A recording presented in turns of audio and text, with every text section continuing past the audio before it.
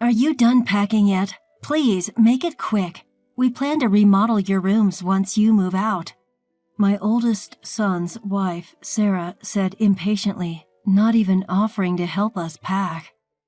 She seemed thrilled to claim this house as their own. Little did she know. Glancing at my husband, John, he silences me with a look and turns a serene smile to Sarah. "We're sorry for keeping you waiting. We'll leave by tomorrow. With the movers coming in, it'd be best if you two stayed in your rooms." We were leaving the furniture and appliances that we shared with Sarah and David behind, and beside our stuff from the bedroom and wardrobe, we didn't have much left to pack. We'll probably take less than half an hour to move out. The following day, our farewell was surprisingly dry. "Well, we're off." "All right. Take care." No apologies, no words of gratitude, and they didn't see us off either. Sarah and David simply glanced at us from their leisure in the living room. Since they were so indifferent, we didn't need to make a fuss about leaving. But as we got into the cab silently, I couldn't help but worry about our cat we were leaving with them. Could Sarah properly care for her? Would she raise her with affection? I dialed a number on my phone as our house receded from view through the cab's window. In hindsight, it might have been my sixth sense that ticked off then. "I'm Patricia, 64. I've been married to John, who's a year older than me, for 35 years. We've never had a major fight, and I would say we're pretty close. John worked for a foreign company and was often busy, but he always spent his spare time with the family. With his recent retirement, I was excited to spend more time with him. But it seems like I was the only one happy about his retirement. Our eldest son's wife was upset about it, and it was apparent. David and Sarah had been living with us in our house for a year now, since their marriage. Sarah, David's wife, was actually the one who suggested we live together. We have a subway station nearby, and with a well-developed public transportation in our area, commuting to work and going for shopping is pretty easy, which is why Sarah loved our place. My husband John and I had initially been reluctant, considering they were newlyweds, but we eventually gave in, leading to our current situation. Not even in our wildest dreams did we think things would turn out this way. "What on earth are you thinking?" That was one day about 2 months after John retired from his company. Just as I had returned from shopping, I heard John's booming voice and froze. In the living room, John was scolding our eldest son, David, who was sitting on the couch. It was unusual to find John this angry since he's usually calm and gentle. "What's going on?" With a heavy sigh, John turned to me. "David was rummaging through my bag and stealing money from my wallet." "What?" "Apparently he lost big on a trifecta bet at the Kentucky Derby and is strapped for cash." With that, John snatched a few dollar bills and his wallet from David's hand. It was indeed John's wallet. I was sure of it because I had given it to him as a gift on our 20th wedding anniversary. The fact that David was holding the wallet and money was undeniable proof that what John said was true. "David, didn't you quit wagering on horses? You lost big before and swore you'd never do it again, so why?" Whether he heard me or not, David just continued to watch TV without responding. Ever since he was a child, he would often ignore us when we lectured him or talked about something that didn't interest him. There are times that he doesn't remember the things I've told him verbally. This time was no different, and it seemed my pleas had no effect. However, even without an answer from David, I had a hunch about why he had started betting on horse racing again. Oh, it must be Sarah. David never cared about horse racing to begin with. He would never stoop so low as to take money from someone else's wallet, and he had never committed any crime like shoplifting. If I asked what caused such a drastic change in David, who was a hard-working office worker, I would answer without a doubt. It was meeting Sarah. Sarah is a bright and active woman. When we were first introduced to her, I hoped she would help bring David, who was introverted, out of his shell. But back then, I never knew about her hobby, that she was a huge fan of horse racing. and that her sense of spending is completely off kilter. "You heard your mother talking, so why don't you at least say something?" said my frustrated husband as he turned off the TV. At that, David finally opened his mouth. "Shut up. I've paid you back, so stop nagging me. Besides, what's got you so worked up about a couple of $100 bills? What?" "I was actually surprised at how light your wallet was. You've really gone downhill, haven't you, Dad?" "Well, I'm retired, so what did you expect?" "How lame." With that, David left the living room. I almost tried to stop him, but my husband held me back. "I'm at fault too for carelessly leaving my wallet around. Besides, repeatedly scolding him isn't going to help. But his attitude is far too unacceptable. This is too much." John has never been the kind of person to flaunt his role as the main breadwinner of the family, but it's a plain fact that it's thanks to him that we are able to maintain our lifestyle, and he provides for David and his wife as well. They're able to save on rent and living expenses as well, since they always come up with an excuse not to contribute to the household's expenses. So it's my husband who's been covering majority of our expenses. And yet, instead of respecting John, David disparaged him. David's comments were unacceptable, but I was also enraged with his wife for introducing him to gambling. A few days later, still feeling uneasy, I decided to ask David's wife directly. "It seems like David is struggling with money lately. Do you know anything about it?" "Oh, he apparently took a big hit at the Kentucky Derby." "You knew about it?" "Yeah, after all, I was the one who suggested we go together." Just as I thought. Sure enough, David had been drawn back in to horse racing by Sarah. "Why would you do such a thing? David was trying to quit horse racing." "Is that so? I had no idea." "Please, Sarah, I'm begging you not to invite David to the horse races anymore. If this keeps up, won't you be in trouble too?" "Well, we each have our own earnings and we're just doing what we like, so I have no problem with it." I was taken aback by her reply. Certainly both David and Sarah, as a couple, were earning their own money, and they could spend it on whatever as long as they had food, rent, and clothing covered. But you two are a married couple, right? You might even have kids in the future, for their sake as well. "We've decided not to have children. We don't want to give up the things we love just to be tied down raising a kid." I was shocked again by her response. There was too much information to process all at once, but in a way it made sense. Having children would require you to have more savings by tens of thousands of dollars, which is probably why they can be so careless with money. But even without children, a married couple is still a married couple. But as a couple, you should support each other when in trouble, right? David is in trouble right now. Well, why don't you, Patricia, and the rest of the family help him out? You're his parents and well off, right? Oh, are you living off your pension now? But you had your retirement fund, didn't you?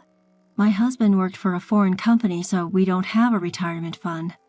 Really? That's a bummer. I thought you had a nice retirement payout. We don't. So I need you and David as a couple to be more financially responsible. To be honest, the living expenses are already quite a burden and we can't afford to cover for you guys anymore.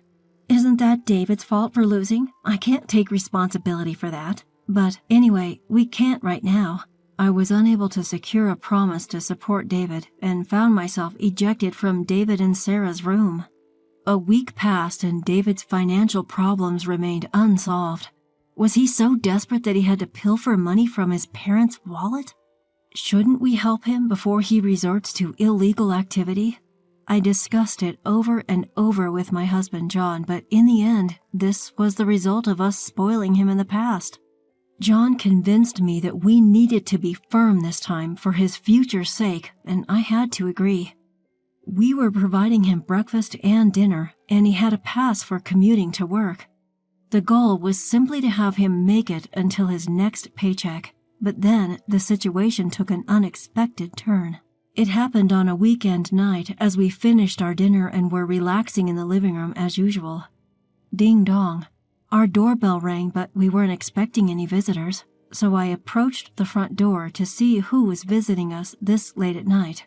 I opened the door, wondering if I had a package scheduled for delivery, only to be taken aback. Standing there was Sarah. Apparently, she couldn't open the door as her hands were full with a cardboard box. "What's going on? What's this box for?" As I hurriedly took the box from her, a rustling sound echoed from within, causing me to let out a scream. In an instant, the box opened, and I found myself face to face with the animal inside. It was a cat. "Isn't it cute? I found it abandoned on my way home," Sarah said with a proud grin. I was momentarily stunned, but I quickly remembered the gravity of the situation and yelled toward the living room. "John, go to our bedroom and shut the door immediately." I then closed the box and pushed it back toward Sarah. "Sarah, I'm sorry, but we can't keep a cat in our house." "Huh? Why's that?" I explained to the confused Sarah that my husband John has a severe cat allergy. In addition to developing inflammation upon contact with cat saliva, he also suffers asthma-like symptoms when inhaling cat hair or dander. There was even a time in the past when he was rushed to the hospital because David had returned from a friend's house who had cats, with his clothes covered in fur. I thought I had already told Sarah about this when we started living together, but she seemed to have forgotten. "So what are you saying? Do you want me to take it back where I found it? In this cold weather, it'll die." I was at a loss for words at Sarah's statement. I don't dislike cats. I couldn't possibly tell her to return it to the freezing cold outside. However, I can't expose my husband to danger either. "All right, you can keep it in your room for tonight, but just for tonight. Tomorrow we'll contact an animal shelter and ask them to take it in."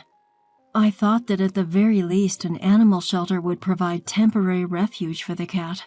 Sarah reluctantly nodded in agreement to my suggestion. I told my husband and son about it, and they agreed to let the cat stay in John and Sarah's room for the night. However, things didn't go as smoothly as expected. The next morning, John and Sarah changed their minds and decided to keep the cat. "Sarah, that's not what we agreed on." "But I really want to keep it. It's so cute. Why can't I keep it?" "Because your dad is allergic to cats. He'll be fine, as long as he doesn't touch it, right? We'll take good care of it. Please?" "You won't be home during work, right? Who will take care of it then?" "Can't you do it?" "I can't, which is why I'm telling you that we can't keep it." "How terrible. I didn't know that even you can be so inconsiderate, unable to even save a small and cute kitten. Animal shelters, they end up euthanizing them, you know, handing it over to such a place just because it's inconvenient for you, turning a blind eye to the sacrifice. Do you know what they call people like you? A boomer." "What?" "You're just a nuisance. If you can't live with this kitten, then please leave this house immediately." I was about to snap back at her, but David chimed in. "It's a good opportunity. Why don't you guys move into a retirement home? It might be comfortable. You're at that age and we're not taking care of you guys. You guys aren't even bringing in any income anymore." "I've had enough, you guys." "Fine." Suddenly, my husband, who had been silently listening to our argument, interrupted me. Since last night's incident, he's been wearing gloves and a mask and keeping a distance from David and his wife. I felt sorry for making him feel uncomfortable at his own home. "The reason we can't keep the cat is my fault. I will take your advice and leave." "John," as David said, "this might be a good opportunity to consider moving into a retirement home." Saying that, John looked at me. Understanding his intentions, I remained silent. David and his wife probably took this as us giving up on our house. They suddenly became more cocky. "We'll take good care of this house, so don't worry, but keep the property under your name. The paperwork and payments are a pain. Moving into a retirement home can be quite expensive, you know. Please handle yourselves. Don't rely on us. We aren't helping." They seem relieved, even joyful at our compliance. This must be their true nature. Perhaps they picked up that kitten on purpose, hoping for this to happen. I realized that we had been manipulated by Sarah. For the following week, I began packing while looking out for John. David and his wife, who had lost all reserve, continued to throw veiled insults at us.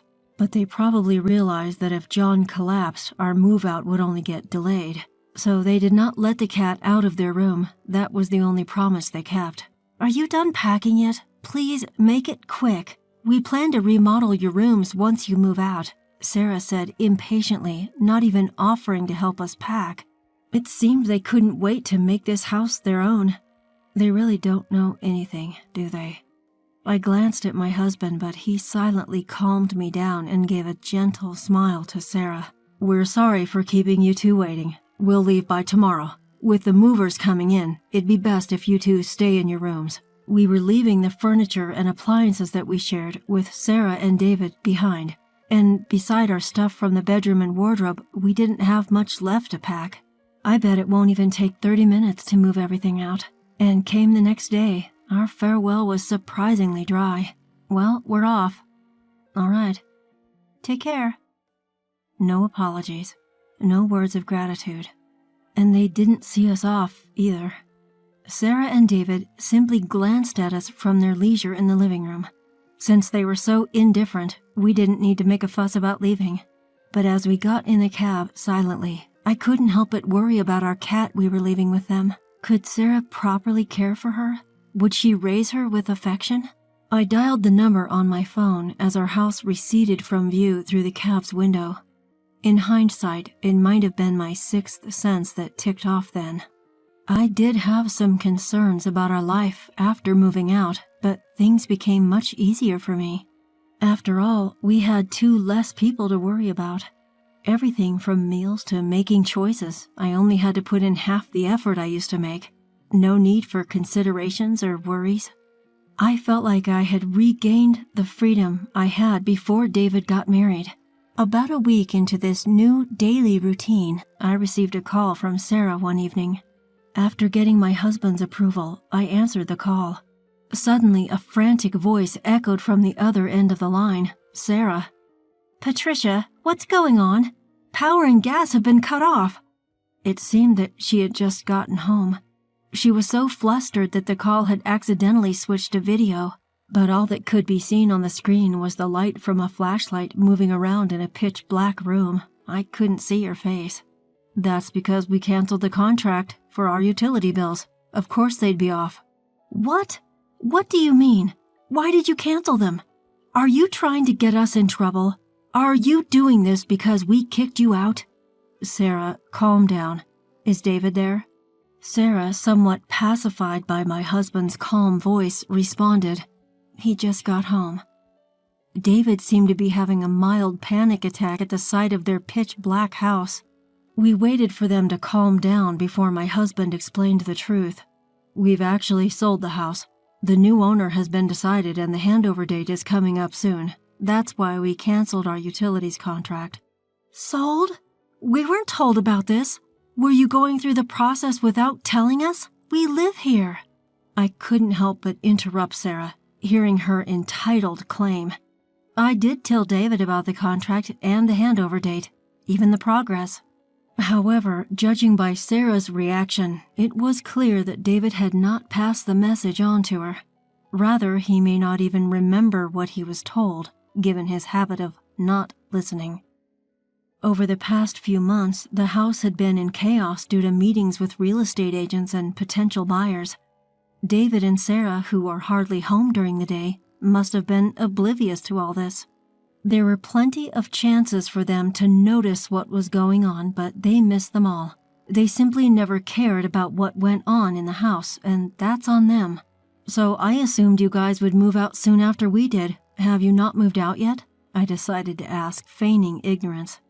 Immediately, a quarrel erupted on the other end of the line. Accusations were thrown around. It's your fault. I didn't know. We've been fooled. And so on. The image of David and Sarah arguing in the dark was both surreal and amusing. However, once their argument ended, David and Sarah turned their frustration back on us. Even so, isn't it overbearing to proceed with this without our consent? I don't remember agreeing to this. Well, I did get a reply. When I asked if it was okay to sell the house, you said, yeah, sure. Technically, all I received was an absent-minded response from David, who was watching TV at the time. Still, he agreed to it. It's his fault for not listening and giving careless responses. When I told him, David was momentarily speechless. But then he seemed to have a change of heart and shouted loudly, "Ah, enough! I get it. So what are we supposed to do?" "What do you mean, what are you supposed to do?" "Where are we supposed to live? Where do we go now? You've prepared a place for us, right?" At David's yelling, my husband asked back in a puzzled voice, "Why?" Our son was taken aback by this answer. "You kicked us out. Why do we have to find you a new place?" "But we really didn't kick you out. You were planning to leave anyway, right? So it's not our fault. At all. Besides, it was your decision to sell the house. It's your responsibility to secure housing for us since we are affected by this." "Yeah, that's right. For a rental, you pay some amount for leaving. Then you gotta pay us some money too. I know you made a lot from selling the house." "Rental, huh? Before paying you any vacating fee, you should pay us the rent for the period you were living in that house, shouldn't you? Plus, we covered all your living expenses too. Let's have you pay all of that up front. Including rent and living expenses, it'll be about $7,000 for a year. You can pay it right now, can't you?" David and his wife remained silent, with a groan. Considering David's financial situation, we're well aware that they are tight on money. Realizing that we had the upper hand, David started apologizing to appease us. "That's right, we should be the ones to pay first. But we don't have the money right now, so we can't. So to make sure we can pay you back properly, why don't we live together again?" "Yeah, that's right. Please tell us where you're moving to. We'll move in with you guys right away." They never cared about where we were moving to when we left. I sneered at them deep down and I refused. "No, we can't live with a cat. Wasn't that the reason you kicked us out? We'll get rid of the cat right away, so..." I felt deeply sorry for the cat at their excessively selfish words. As expected for David and his wife, the cat was nothing more than a tool to kick us out of the house. As long as it benefits you, you're willing to put others' needs over your wants. Doesn't that make you a boomer? When they had their own words thrown back at them, Sarah started to cry. But we have no obligation to be swayed by their tears. Besides, the place we moved into is an apartment for the elderly, so young people like you can't live there. You're the ones who suggested it, remember? Saying we should go to a nursing home? As you said, it's very comfortable. Don't worry, my husband and I will live happily here. After talking over them, I hung up. All I could hear from the phone was David and Sarah crying. In the end, we never heard an apology from them. Soon after that, the young couple left the house. Apparently, they had no savings, and they both declared bankruptcy and now live in public housing. When we returned to the house once for cleaning before handing it over, we were able to hear about David and Sarah from our friendly neighbor's wife. According to her, they had quite a hard time packing in a house without electricity, and as expected, they left the cat behind when they moved. Fortunately, I had asked the neighbor's wife to take care of the cat in advance, and she agreed. I offered to help her find a new owner for the cat, but she grew attached and decided to keep it. What was surprising was that David and his wife didn't get divorced. Those two are probably meant for each other. They might be eyeing on my husband's inheritance, but we picked a pretty nice apartment, so by the time we pass away, there will be hardly anything left. Finally, we were able to start living our life together as a couple without any interruption. The senior housing where we moved in has excellent services with a gym, karaoke, and pool. We even get served freshly made meals 3 times a day. And above all, there are many couples our age in the building. We have made a lot of new friends here, and we plan to enjoy our retirement years together.